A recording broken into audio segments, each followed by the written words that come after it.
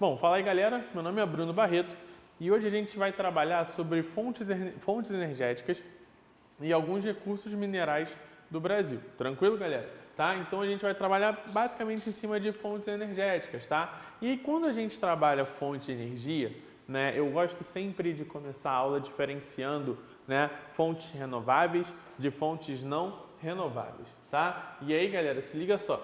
Quando eu trabalho de fontes, né, quando eu penso em fontes renováveis, o que eu vou pensar principalmente é a velocidade de regeneração desta fonte. Tranquilo? As fontes renováveis, elas vão se regenerar muito rapidamente, tá? Já as fontes não renováveis, elas vão acabar tendo um processo de regeneração muito lento ou, na verdade, eles nem vão se regenerar, né? Às vezes, claro, você consome o urânio, aquele urânio que você consumiu, ele não vai ser reutilizado, nem vai ser regenerado.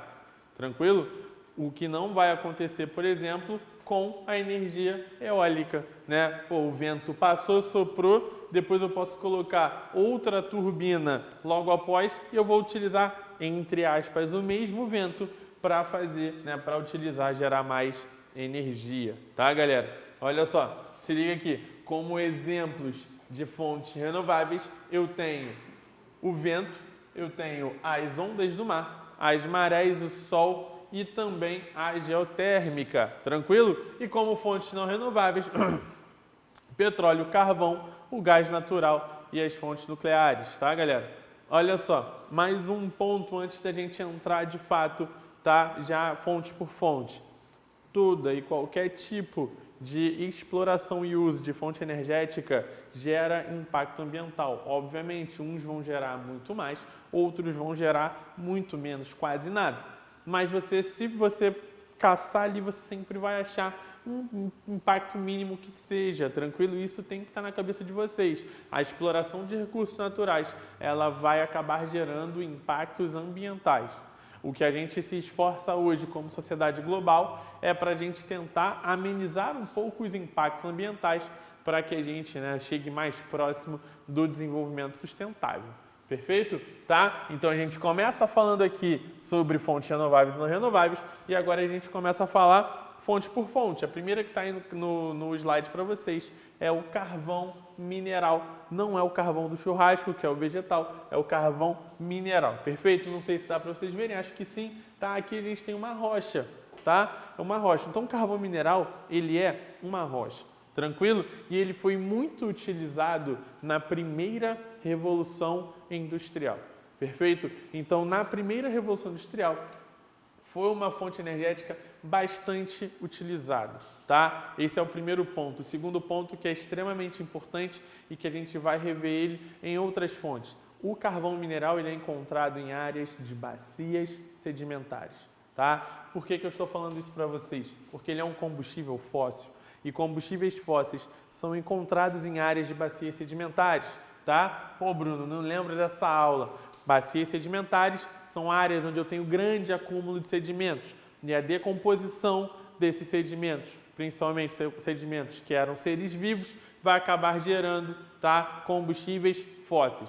Temos aí o carvão, temos aí o petróleo, temos aí o gás natural, tá? Olha só, então ele é resultado da decomposição de matéria orgânica, já falei sobre isso e é bom a gente falar. Quanto maior o teor de carbono dentro, né, da composição do carvão, maior vai ser o seu poder de queima, tá? E aí a gente vai mexer com a qualidade do carvão. Existe o carvão com qualidade maior e carvão que tem uma qualidade um pouco menor. Exemplificando para vocês, aqui no Brasil, nosso carvão tem baixo teor de carbono, tá? Nosso carvão é majoritariamente de baixa qualidade, só para dar um exemplo para vocês, perfeito?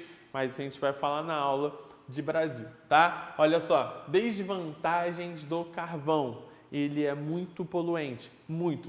De todos os hidrocarbonetos, né? Ou seja, do petróleo, do carvão e do gás natural, de todos, o carvão é o mais poluente. Tranquilo? De todos eles, o carvão é o mais difícil de ser transportado. Por quê? Porque ele é uma rocha, tá? E isso transforma o seu transporte em algo um pouco mais complicado, tá? Ao mesmo tempo que eu tenho que falar ponto positivo, tá? Tem muito carvão no planeta, tá? Mas tem carvão ainda num ponto de a gente poder explorar. o carvão por mais aí 100, 150 anos facilmente, tá, galera? Nesse mapinha aí a gente vê a distribuição do carvão, tá, no mundo, tranquilo? Com destaque para as reservas encontradas nos Estados Unidos, na Rússia e na China, tá? São os países que têm grandes reservas, com destaque honroso a Austrália e a Índia, que também possuem reservas em níveis satisfatórios, tá? Então essas são as principais reservas do planeta. Rússia, China, Estados Unidos, se eu não me engano, só esses 3 países vai para quase 60% das reservas. Aqui ainda está marcado outros, né? Austrália, África do Sul, a Indonésia, a Índia, China. Se eu não me engano, esse aqui é o Irã, se eu não me engano, tá? Então são países que têm grandes reservas de minério de ferro, tá? De minério de ferro, olha eu falando besteira, de carvão mineral, galera, tá? De carvão mineral. Ponto importante desse mapa, o carvão é mal distribuído, tá? O carvão ele é muito mal distribuído. Existe muito carvão em poucos países e os outros países possuem pouco carvão. Por que que isso não nos afeta tanto quanto a questão do petróleo? Porque o carvão ele só tem um uso industrial. Tá aí uma outra desvantagem do carvão. O carvão ele só pode ser utilizado na produção de energia, diferente do petróleo, que é o que a gente vai começar a ver aqui agora, né? O petróleo, além de ser utilizado como fonte energética, o petróleo ele pode ser utilizado como derivado para outros produtos, para outros compostos, tá? Então o petróleo já de cara, eu já falo para vocês, ele tem essa grande vantagem. Eu não vou usar só o petróleo para fazer combustível. E dentro dos combustíveis eu tenho a gasolina, eu tenho o diesel, né? O próprio etanol tem um pouco de gasolina na sua composição. Tá? O querosene também é derivado. Então eu consigo fazer vários combustíveis, né? Vários tipos de combustíveis a partir de derivados do petróleo. Além disso, eu ainda vou utilizar petróleo na indústria petroquímica. Eu vou usar petróleo, por exemplo, para fazer plástico, tá? Para chiclete, né? Você tem a plasticidade do chiclete. São derivados do petróleo utilizados para fazer esses tipos de materiais, perfeito? Então, a grande vantagem do petróleo logo de cara é o fato dele poder ser utilizado em vários tipos de produtos, tá? Também é encontrado em bacias sedimentares, tá? Então, ele também é encontrado em bacias sedimentares. E aí, quando a gente fala de petróleo, muito se fala em exploração onshore e offshore. Quando é onshore, é explorado no continente. Quando é offshore, é explorado em áreas oceânicas, tá? Olha só, galera. Também origem em matéria orgânica, a gente já falou sobre isso. Possui elevado poder calorífero, porém menor que o carvão. Mas é um líquido, tranquilo? Então ele é muito mais fácil de ser transportado.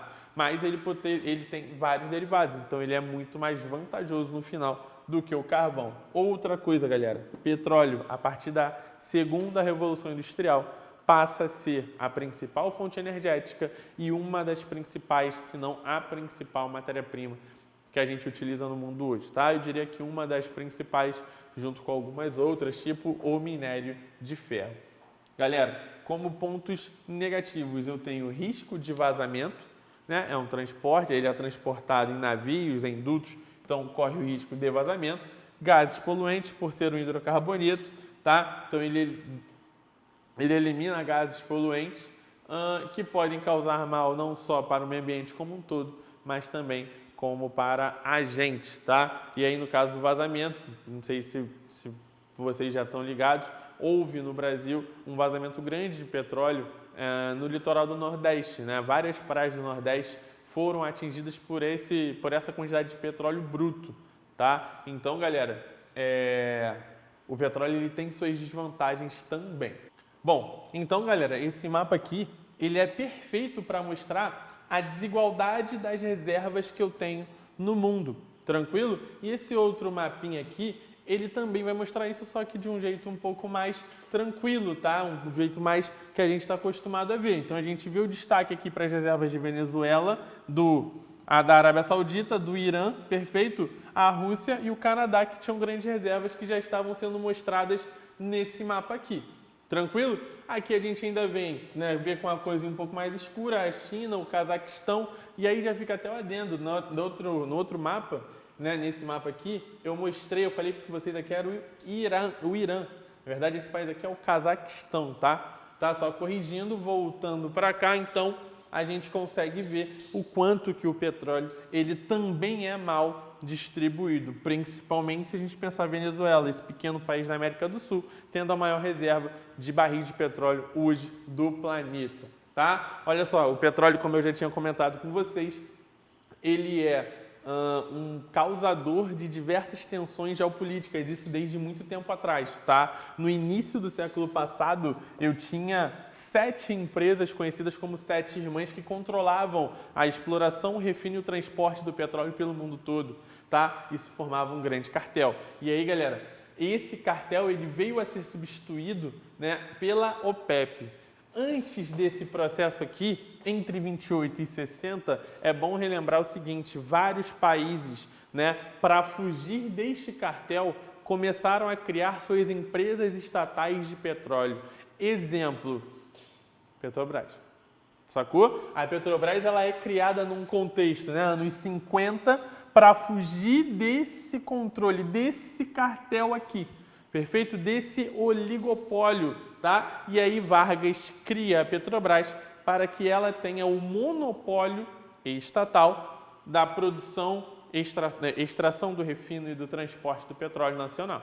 Tranquilo, galera? Tá? Nos anos 60, surge quem? A OPEP, Organização dos Países Exportadores do Petróleo, que tem como objetivo diminuir a influência destas 7 empresas no mercado. E quem vai passar a ter o controle são os países membros da OPEP, ou seja, os países que têm petróleo vão controlar o preço desse recurso. Tranquilo? Hoje a OPEP é formada por estes países aqui, tranquilo? A grande maioria deles árabes, tá? Eu tenho, fugindo dessa regra dos árabes, a Nigéria, que é meio árabe, mas é um país africano, mas tem população árabe, Angola, tranquilo? E eu tenho aqui Equador e Venezuela, que ficam aqui na América. Tirando isso, né? A Líbia, a Algéria são países africanos, mas são árabes, perfeito? Angola não é, Nigéria é meio, e eu tenho aqui o Equador e Venezuela. Então, há uma grande influência de países árabes dentro da OPEP hoje, tá? Eles são maioria esmagadora, tá? Países que possuem grandes reservas e países que vão acabar tendo controle desse preço. Hoje o barril está por volta de 40 a 45 dólares, tá? Já como impacto da Covid-19, né? Houve uma necessidade de redução da produção, o preço estava um pouco acima, baixou para 30 dólares, em alguns lugares até 20 dólares, só que agora o preço está voltando a subir. Perfeito? Entre os anos 70 houveram 2 grandes crises do petróleo, tá? A primeira em 73, devido à guerra do Yom Kippur, uma retaliação, né, de países árabes a Israel, perfeito? O apoio dado a Israel nesse conflito pelas potências ocidentais fez com que os árabes, né, em forma também de retaliação às potências ocidentais, aumentassem o preço do petróleo. Então, essa crise do petróleo, que essa primeira consistiu no aumento dos preços, tá? Como uma forma de vingança dos países árabes às potências ocidentais. Por que se vingaram? Porque as potências deram apoio a Israel. Tá? Essa foi a primeira crise. A segunda crise do petróleo, ela vai começar em 79, também por causa de uma guerra, agora a guerra envolvendo o Irã e o Iraque, que são 2 grandes produtores. O mundo ficou com medo de a gente ter um problema de oferta e de procura, porque a produção ia ser alterada. Muita gente passa a comprar petróleo, muita gente, que eu falo muitos países, passam a aumentar suas compras de petróleo, e aí a gente tem um medo. Muita gente comprando, os países que vendem petróleo sentem oportunidade, sobe o preço, porque todo mundo estava querendo estocar o petróleo. Tá? Segunda crise.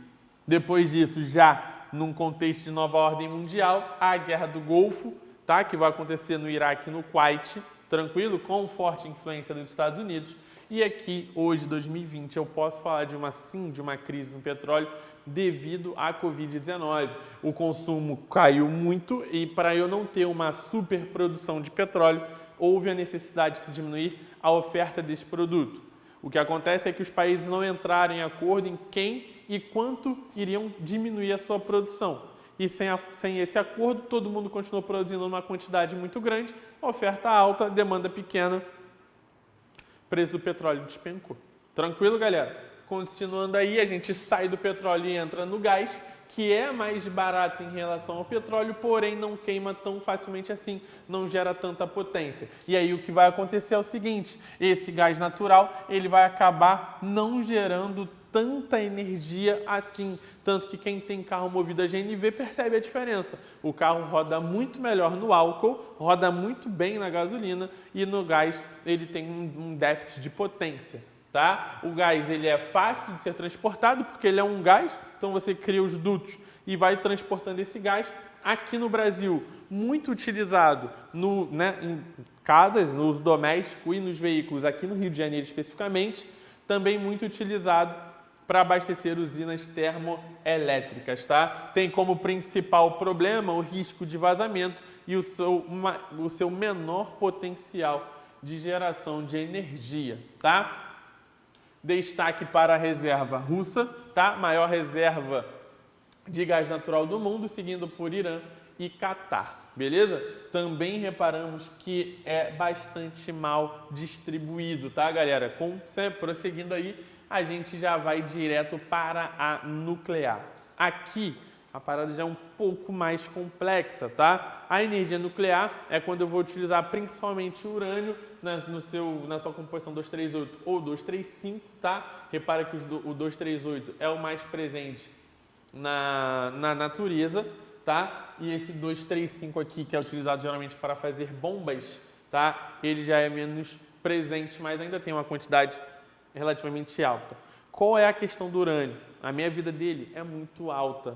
Tá? Então você pode usar um pequeno fragmento de urânio e gerar muita energia por muito tempo. E isso é uma vantagem. Tá? O urânio, geralmente ele tem o seu processo de energia gerado a partir da fissão nuclear. Tá? Quando é a fusão nuclear, geralmente dá uma explosãozinha aí e aí gera um problema. A história diz aí. Tá? Olha só, galera, pega a visão.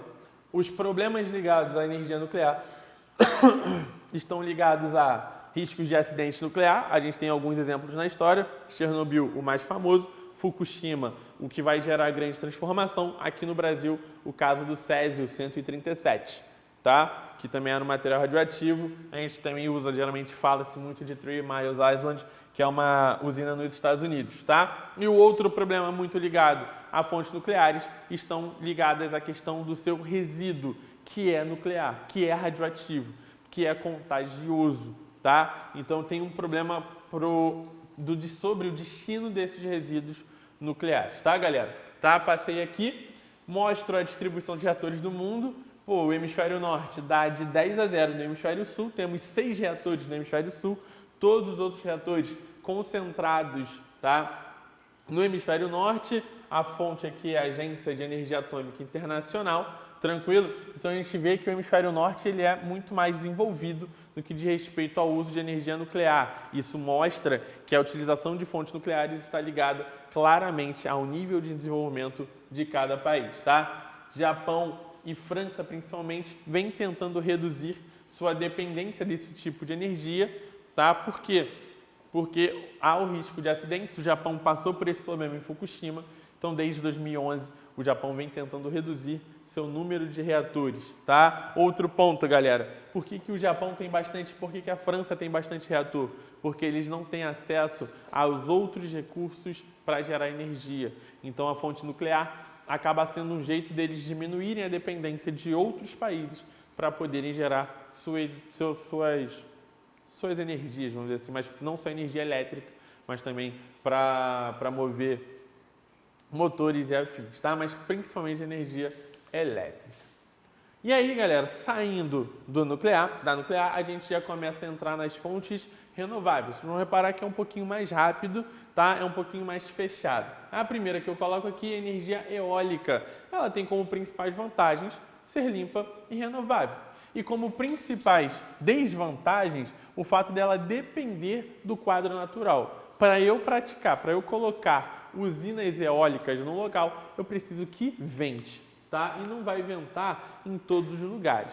Então, não é em qualquer lugar que eu tenho um clima, que eu tenho condições ambientais perfeitas para a instalação de parques eólicos, tá? Isso aqui é uma foto de um parque eólico na Inglaterra, é o maior parque eólico flutuante do mundo, tá? Essa foto aqui real, aqui é um esquema que mostra como que é feito, tá, a ligação entre as turbinas por debaixo da água, tá, galera? Além disso, possui um alto custo, é uma tecnologia cara, tá? E eu tenho um impacto ambiental na vida animal, porque eu tenho alteração de rotas de aves, tá, galera?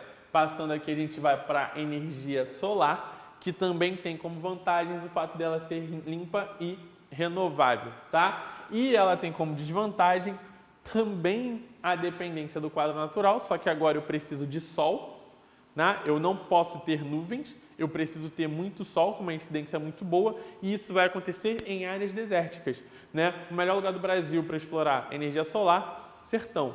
Um dos melhores lugares do mundo para exploração de energia solar, desertos.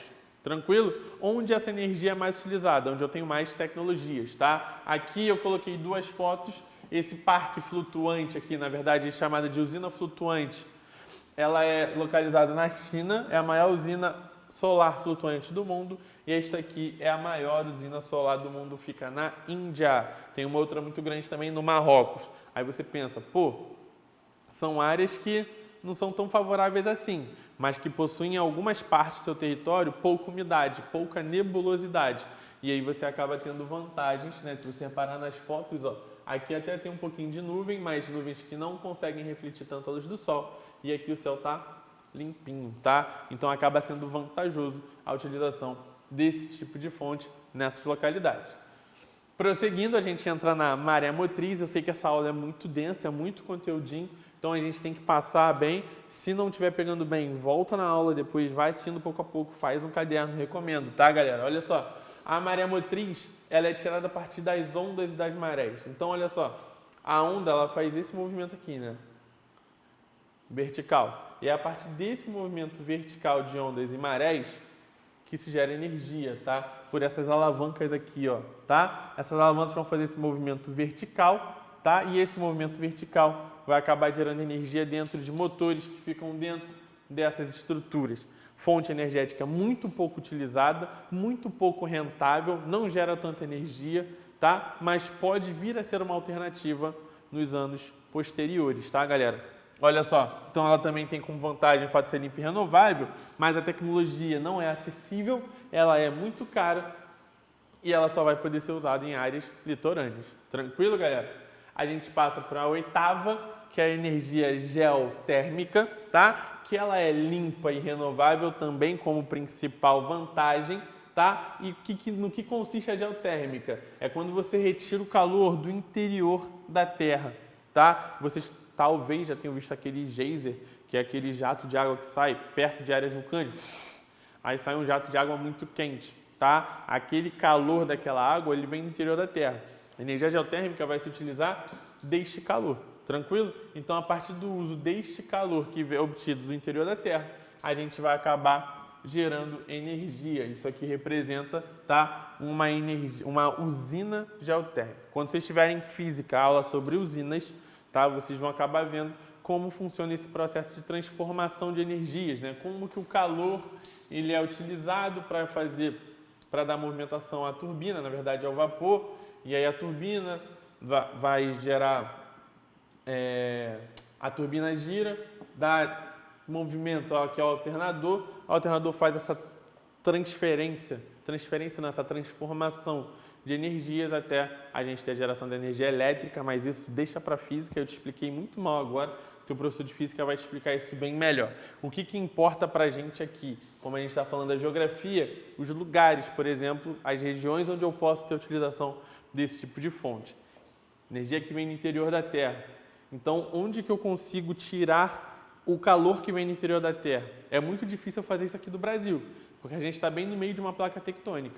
Mas em lugares onde eu tenho vulcões, né, ou áreas de borda de placa, eu vou conseguir fazer esse tipo de energia, galera. Então, o que vai acontecer? Áreas próximas a bordas de placa ou com intenso vulcanismo são áreas onde eu tenho a utilização em massa de energia de uso de fontes geotérmicas, tá? Destaque para a Islândia, tá? O país hoje que tem quase 100% da sua energia elétrica sendo gerada a partir de fontes geotérmicas, tá? Faltam só duas, eu juro que está acabando. A nona fonte renovável, né? Na verdade, a nona fonte e renovável é a são os biocombustíveis, bio, tá? Biológico, vida, combustíveis. Então são combustíveis obtidos a partir de fontes biológicas, tá? Os principais usos aqui eu tenho nos Estados Unidos o milho, na União Europeia a beterraba e no Brasil eu tenho a cana-de-açúcar. Ó, vitória brasileira. O Brasil é pioneiro no uso de biocombustíveis como fonte de energia, tá? O Brasil é pioneiro nesse processo e a partir da cana-de-açúcar, que é mais barata e rende mais do que a beterraba e o milho, tá? Palmas para a Petrobras, empresa responsável por desenvolver esse projeto aqui chamado Pró-Álcool, tá? A gente volta nele na aula de Brasil, vocês vão voltar nesse tema. Mas olha só, galera, se liga. Então, a gente vai, a partir do resíduo da produção de milho, beterraba ou da cana, a gente acaba gerando energia, tá? A partir do resíduo. Olha só, ela é limpa e renovável, apesar de ter a liberação de gases poluentes, gases, né, com base aqui no carbono. Só que as próprias plantações vão consumir o carbono lançado na atmosfera. E aí o que vai acontecer, galera, é que o ciclo do carbono ele é fechado, por isso ela é considerada limpa, tá? Como desvantagens eu tenho a dependência do quadro natural, são plantações agrícolas, tranquilo? E é uma colheita suja, no caso da cana principalmente, tá? Consome muito nutriente do solo, há a prática de queimadas e ainda digo mais, monocultura, tá? Quando geralmente se planta cana, você só planta cana, então você deixa de plantar outros recursos, outros produtos em prol de lucrar com a atividade sucroalcooleira, tá? Aqui no Brasil esse processo é muito claro, o governo incentiva desde o Pró-Álcool, tá? Dá incentivos a produtores de cana e você tem hoje uma forte dependência desse setor de benefícios dados pelo governo. Para a gente fechar, a gente vai falar da hidroelétrica, tá? Utilizado principalmente para a geração de energia elétrica e se eu pegar somente a forma de geração, ou seja, como que a energia é gerada, eu estou falando de uma fonte limpa, tá? Renovável. As fontes renováveis elas são menos poluentes.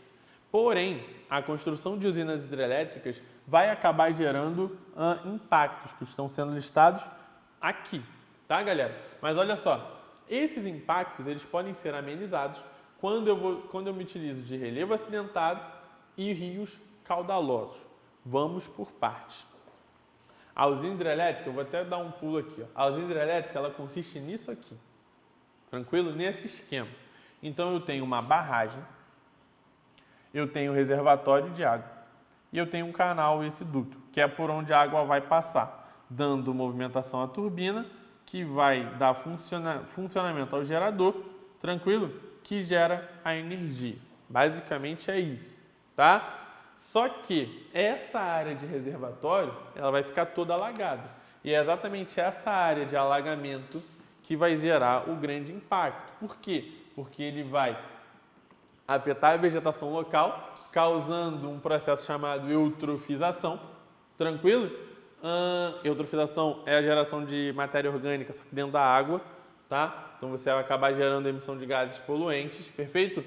Gera alto custo para a construção das usinas, tá? Então ela não é totalmente vantajosa, só que ela é mais vantajosa para a geração de energia elétrica do que petróleo, do que o carvão, porque ela gera muito menos impactos, tá, galera? E eu tenho aqui uma mudança na dinâmica hidrológica, principalmente para os animais.